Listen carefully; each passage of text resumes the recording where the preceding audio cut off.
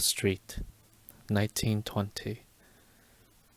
There be those who say that things and places have souls, and there be those who say they have not.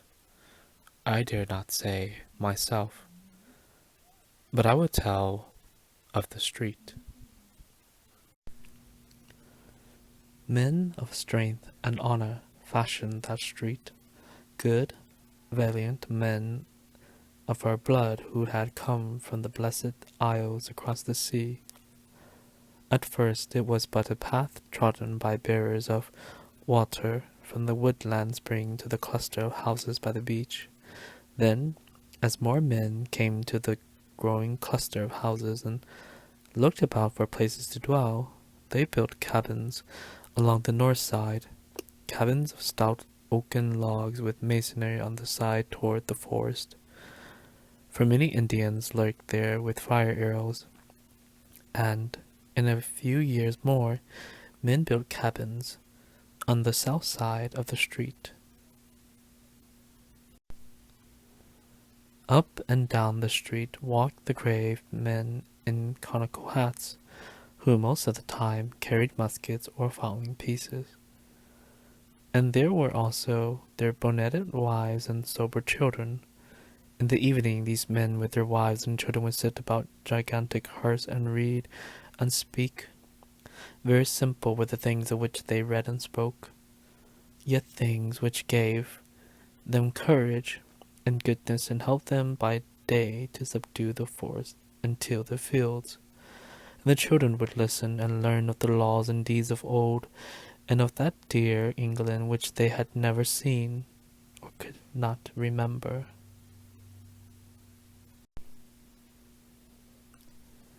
There was war, and thereafter no more Indians troubled the street. The men, busy with labor, waxed prosperous and as happy as they knew how to be, and the children grew up comfortably, and more families came from the motherland to dwell on the street, and the children's children and the newcomers' children grew up. The town was now a city, and one by one the cabins gave place to houses, simple, beautiful houses of brick and wood, with stone steps and iron railings and fanlights over the doors. No flimsy creations were these houses, for they were made to serve many a generation. Within there were carven mantels and graceful stairs, and sensible, pleasing furniture, china and silver, brought from the motherland. So, the street drank in the dreams of a young people, and rejoiced as its dwellers became more graceful and happy. Where once had been only strength and honor, taste and learning now abode as well. Books and paintings and music came to the houses, and the young men went to the university, which rose above the plain to the north. In the place of conical hats and muskets, there were 3-cornered hats and small swords, and lace and snowy periwigs. And there were cobblestones over which clattered many a blooded horse, and rumbled many a gilded coach, and brick sidewalks with horse blocks and hitching posts.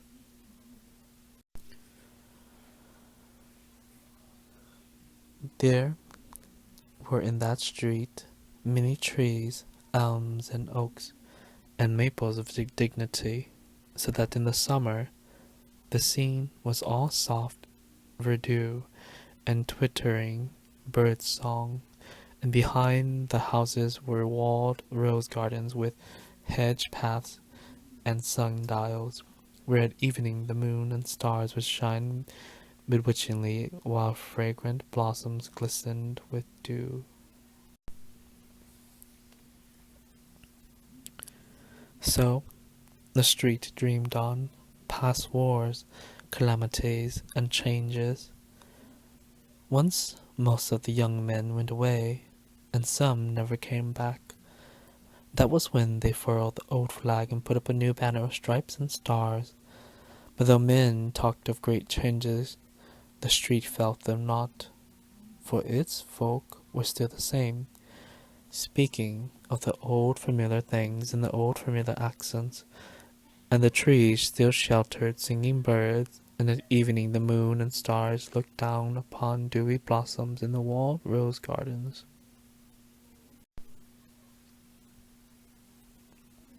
In time, there were no more swords, three-corner hats, or periwigs in the street. How strange seemed the denizens with their walking sticks, tall beavers, and cropped heads. New sounds came from the distance. First, strange puffings and shrieks from the river a mile away, and then, many years later, strange puffings and shrieks and rumblings from other directions. The air was not quite so pure as before, but the spirit of the place had not changed. The blood and soul of the people were as the blood and soul of their ancestors who had fashioned the street. Nor did the spirit change when they tore open the earth to lay down strange pipes, or when they set up tall posts bearing weird wires. There was so much ancient lore in that street that the past could not be easily forgotten.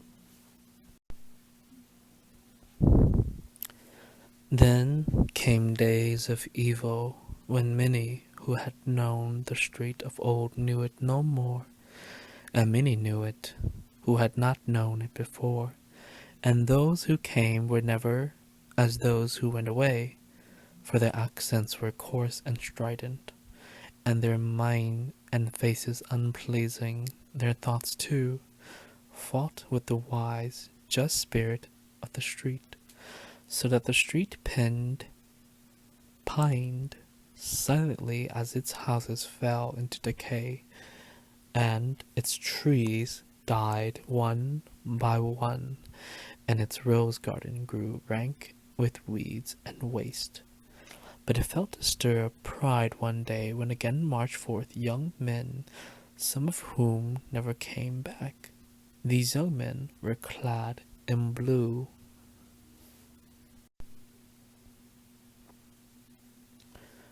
With the years, worse fortune came to the street. Its trees were all gone now, and its rose gardens were displaced by the backs of cheap, ugly new buildings on parallel streets.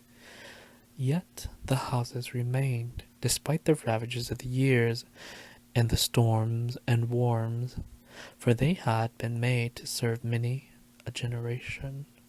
New kinds of faces appeared in the street, swarthy, sinister faces with furtive eyes and odd features, whose owners spoke unfamiliar words and placed signs in known and unknown characters upon most of the musty houses.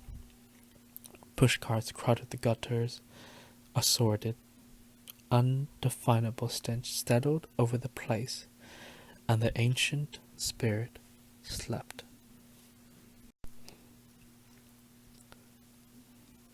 Great excitement once came to the street. War and revolution were raging across the seas. A dynasty had collapsed, and its degenerate subjects were flocking with dubious intent to the western land. Many of these took lodgings in the battered houses that had once known the songs of birds and the scent of roses. Then the western land itself awoke and joined the motherland in her titanic struggle for civilization. Over the cities once more floated the old flag, companioned by the new flag and by a plainer yet glorious tricolor. But not many flags floated over the street, for therein brooded only fear and hatred and ignorance.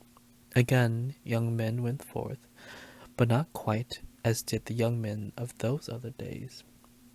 Something was lacking, and the sons of these young men of other days, who did indeed go forth in olive drab, with the true spirit of their ancestors, went from distant places and knew not the street and its ancient spirit.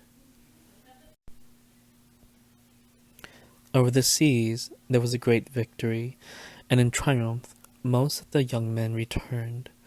Those who had lacked something lacked it no longer, yet did fear and hatred and ignorance still brood over the street.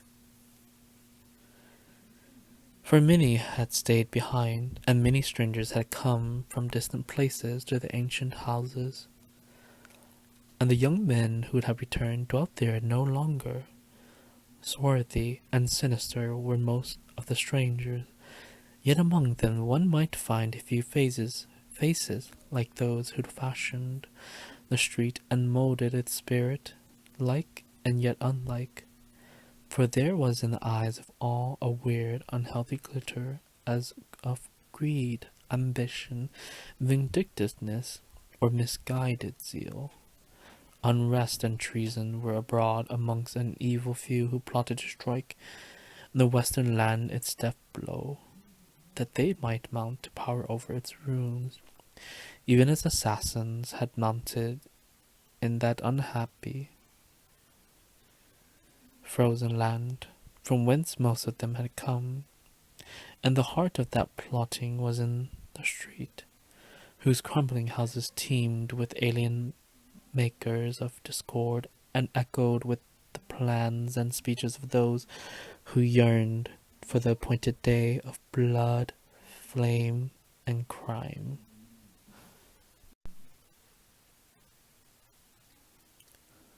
Of the various odd assemblages in the street, the law said much could prove little.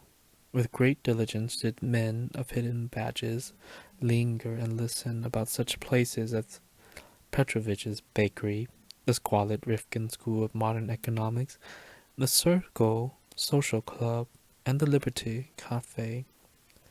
There congregated sinister men in great numbers, yet always was their speech guarded or in a foreign tongue, and still the old houses stood, with their forgotten lore of nobler departed centuries, of sturdy colonial tenants and dewy rose gardens in the moonlight. Sometimes a lone poet or traveller could come to view them, and would try to picture them in their vanished glory. Yet of such travellers and poets there were not many.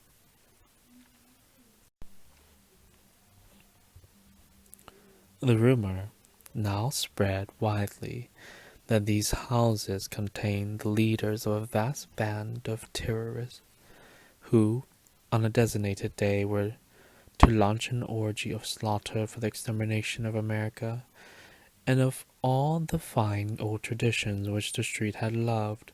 Handbills and papers fluttered about filthy gutters, handbills and papers printed in many tongues and in many characters, yet all bearing messages of crime and rebellion. In these writings the people were urged to tear down the laws and virtues that our fathers had exalted, to stamp out the soul of the old America, the soul that was bequeathed through 1,500 years of Anglo-Saxon freedom, justice, and moderation. It is said that the swart man who dwelt in the street and congregated in its rotting edifices with the brains of a hideous revolution, that at their word of command many millions of brainless, besotted beasts would stretch forth their noisome talons from the slums of 1,000 cities, burning, slaying, and destroying till the land of our fathers should be no more. All this was said and repeated, and many looked forward in dread to the 4th day of July, about which the strange writings hinted much, yet could nothing be found to place the guilt. None could tell whose arrest might cut off the shaky houses, cut off the damnable plotting at its source. Many times came bands of blue-coated police to search the shaky houses, and though at last they ceased to come, for they too had grown tired of law and order, and had abandoned all the city to its fate. Then men in olive drab came, bearing muskets, till it seemed as if in its sad sleep the street must have some haunting dreams of those other days when musket-bearing men in conical hats walked along it from the woodland spring to the cluster of houses by the beach. Yet could no act be performed in to check the impending cataclysm, for the swart, sinister men were old and cunning. So the street slept uneasily on, until one night there gathered in Petrovich's bakery and the Rifkin School of Modern Economics and the Circle Social Club and Liberty Cafe, and in other places as well, vast hordes of men whose eyes were big with horrible triumph and expectation. Over hidden wires strange messages travelled, and much was said of still stranger messages yet to travel. But most of this was not guessed till afterward, when the western land was safe from the peril. The men in olive drab could not tell what was happening, or what they ought to do, for the swart, sinister men were skilled in subtlety and concealment. And yet the men in olive drab will always remember that night, and will speak of the street as they tell of it to their grandchildren, for many of them were sent there toward morning on a mission unlike that which they had expected. It was known that this nest of anarchy was old, and that the houses were tottering from the ravages of the years and the storms and the worms. Yet was the happening of that summer night a surprise because of its very queer uniformity. It was, indeed, an exceedingly singular happening, though, after all, a simple one, for without warning, in one of the small hours beyond midnight, all the ravages of the years and the storms and the worms came to a tremendous climax, and after the crash there was nothing left standing in the street save two ancient chimneys and part of a stout brick wall, nor did anything that had been alive come alive from the ruins. A poet and a traveller who came with the mighty crowd that sought the scene tell odd stories. The poet says that all through the hours before dawn he beheld sordid ruins but indistinctly in the glare of the arc lights, that there loomed above the wreckage another picture wherein he could descry moonlight and fair houses and elms and oaks and maples of dignity. And the traveller declares that instead of the place's wonted stench there lingered a delicate fragrance as of roses in full bloom. But are not the dreams of poets and tales of travellers notoriously false? There be those who say that things and places have souls, and there be those who say they have not. I dare not say myself, but I have told you of the street.